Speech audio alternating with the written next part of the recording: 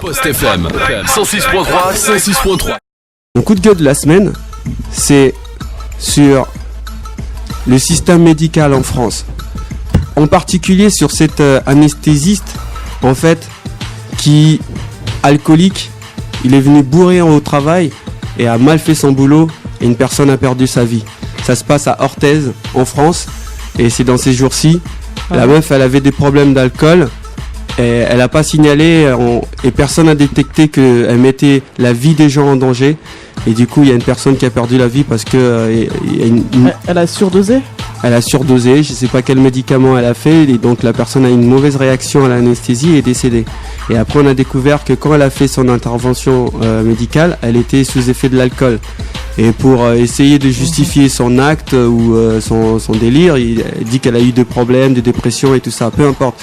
Je trouve que c'est inadmissible quand on va dans les hôpitaux français et arriver au point de mourir aussi bêtement, quoi. Je pense qu'il doit y avoir plusieurs volets de contrôle avant que l'anesthésie soit faite pour éviter ces jeux de cas de figure. Un double check ou exactement. Peut-être un travail de 2 médecins sur un patient. On n'a pas assez de médecins. C'est pour ça que j'invite à tous mes frères à continuer les écoles, si ceux qui ont la possibilité de le faire, pour éviter ces genres de situations. Par rapport à ça, oui, je vais bien placer un petit truc. J'ai regardé l'info comme tout le monde et bon, c'est vrai, je compatis avec les familles, tu vois, des victimes. C'est la première pensée va vers eux, bien sûr. Mais je veux dire que j'ai aussi la compassion pour la personne, pour le médecin, parce qu'il faut voir un truc, c'est les conditions. Il faut regarder dans quelles conditions les gens travaillent aujourd'hui. Et donc là, les conditions de travail sont stressant, voilà, un peu partout dans tous les secteurs presque. Et il faudrait qu'il arrive peut-être des accidents pour qu'après les gens analysent et prennent conscience. En fait, excuse-moi de te couper, Malo, mais en fait, justement, en fait, t'as pris la parole avant moi, tant mieux. Mais en fait, j'ai envie à dire que non, ça m'amène à dire, tu vois, ce que je voulais dire justement, tu vois. Ouais. Le coup de gueule cette semaine, donc c'est plus sur les institutions, c'est sur. Voilà, qui devaient mieux contrôler, alléger peut-être les emplois du temps du personnel. Et c'est pour ça que j'apprécie cette précision-là. C'est vrai, chacun a sa part de responsabilité. Exactement. Donc vraiment, voilà. Mais il faut surveiller pour éviter la perte des vies des gens, quoi. C'est ça. C'est vraiment une vie qu'on a perdue. En parlant de médecine et de responsabilité, moi j'ai lu justement, toujours dans un coup de gueule récemment dans la presse, que en fait ils avaient justement réalisé, ou du moins déclaré en tout cas, qu'il y avait un lien entre le vaccin ROR et l'autisme. Donc ils ont fait une étude chez les Afro-Américains et ils ont constaté cela. C'est vraiment dommage. Mais le problème, c'est que ça fait 10 ans qu'ils l'ont constaté, mais ils ont caché la recherche, la CDC a caché la recherche. Et donc là maintenant il y a un médecin qui s'est investi, excusez-moi j'ai pas son nom, mais en tout cas big up. Ça peut se trouver sur internet. Voilà, bien sûr, vous tapez ça sur internet, ça fait partie des actualités.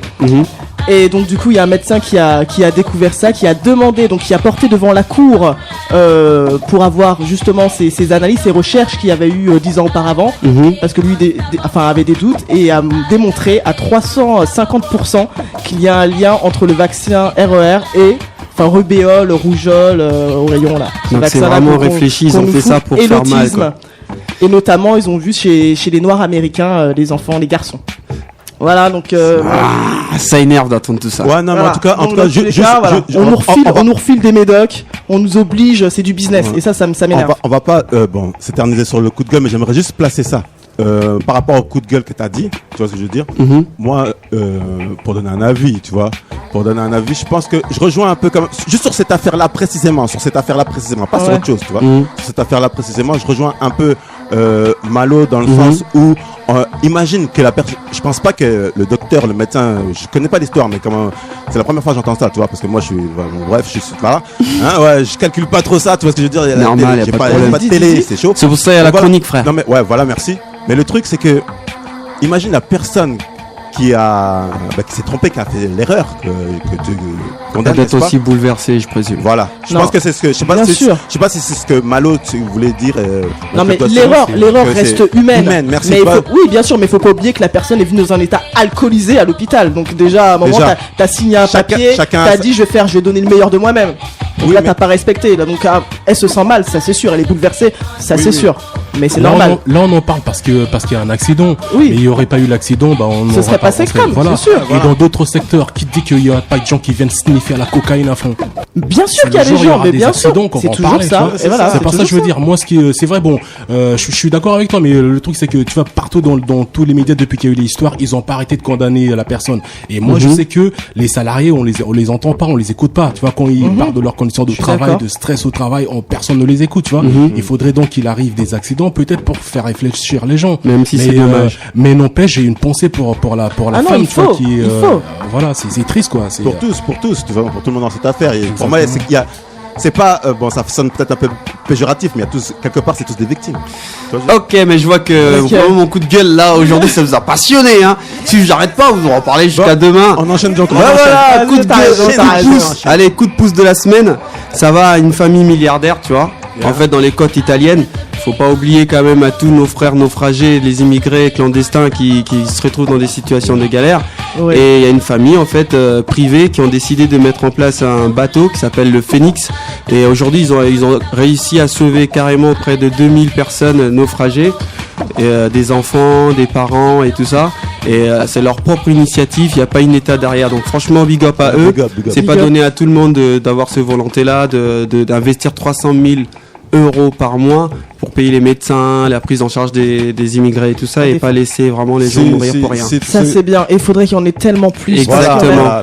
Il y en a tellement qui meurent là dans les eaux tous les jours, qui veulent s'en sortir pour venir et on les dégage. Récemment, il y a eu 200 personnes qui ont été carrément assassinées par les gens qui leur transportaient parce qu'ils ont coulé le bateau. Donc vraiment, big up à cette famille pour l'action qu'ils font. Et j'espère que ça va être une inspiration pour plein d'autres. Et vraiment aider les gens, même en Afrique, et ceux qui ont pris le risque surtout de traverser la mer dans des barques carrément genre limite pirogue.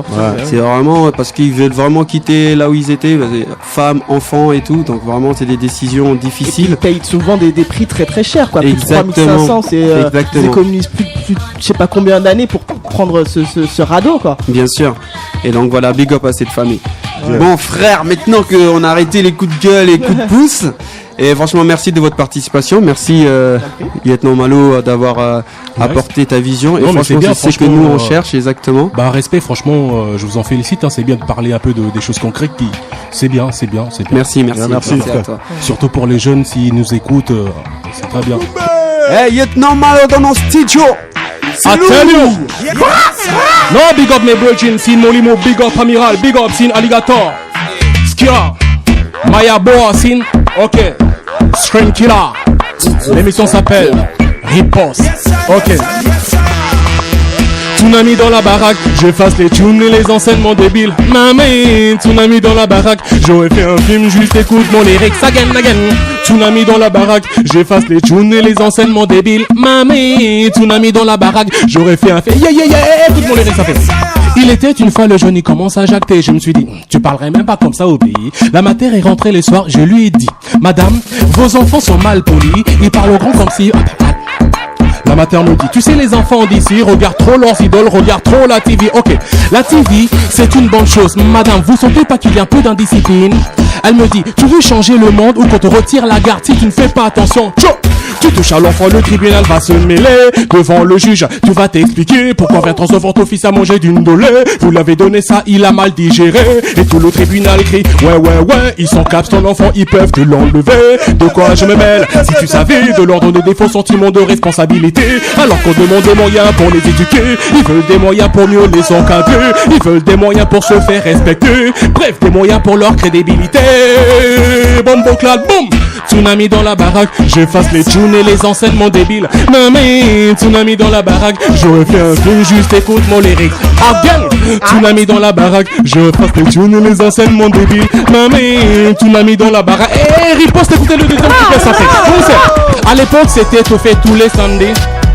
Aïe, il y avait le deuxième couplet, la Scream Killer. Je vois que toi, t'es perdu là. À l'époque, c'était te fait tous les samedis. Donc ce soir, lundi, tu veux garder les petits? J'ai dit, pas de problème, je garde les bandits. J'appelle les youths, je leur ai dit, je vous laisse jusqu'au tard ce soir comme c'est samedi. Je vous laisse la TV, je vais écouter la zik. Si j'entends du bruit, je vous envoie au lit. Je n'ai pas envie de jouer au chat et à la souris. Alors, tout s'est bien passé jusqu'à peu près minuit. Après, ils se croyaient vraiment comme au cirque. Je sors furieux de la chambre, je les envoie au lit. Avant que la voix voisine vient crier ça suffit. En plus ils ont oublié d'éteindre la TV. Je vais pour l'éteindre man, t'imagines le délire.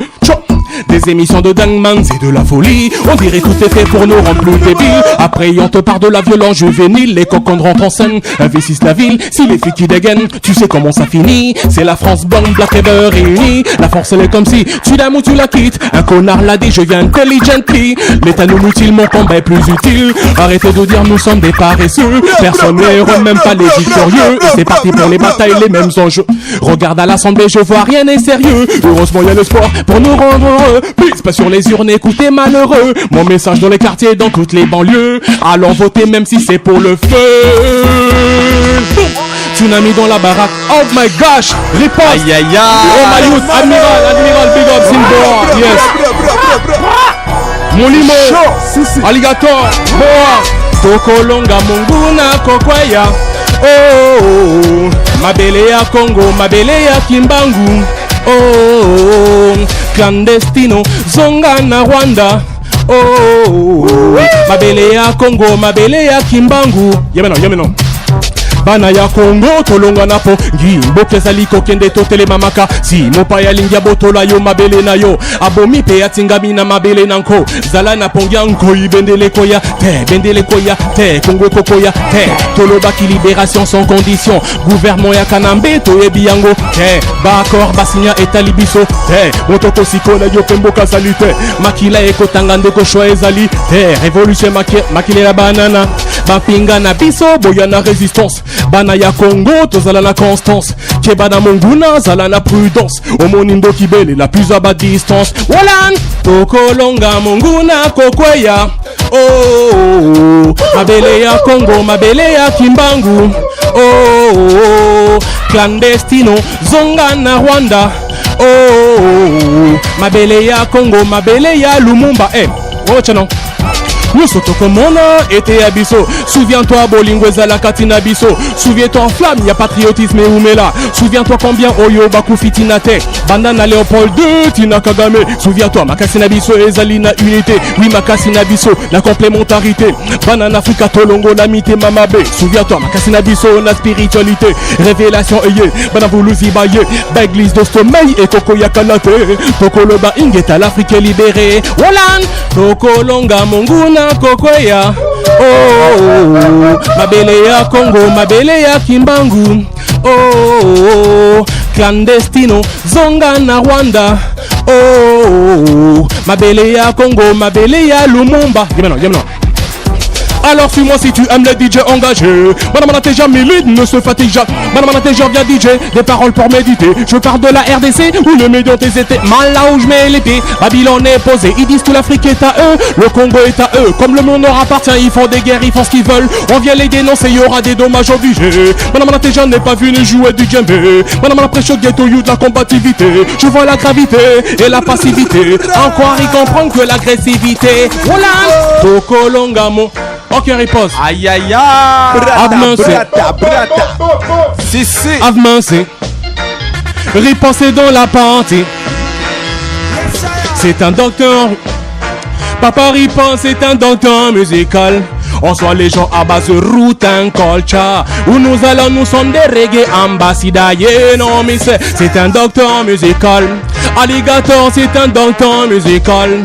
On soit les gens à base de route and culture. Où nous allons, nous sommes des reggae ambassadeurs. Yeah, non, mais que ça vient du nord, sud, à l'est ou à l'ouest. Que les vibrations reggae music se manifestent. Le tout de malo, c'est respect to the max.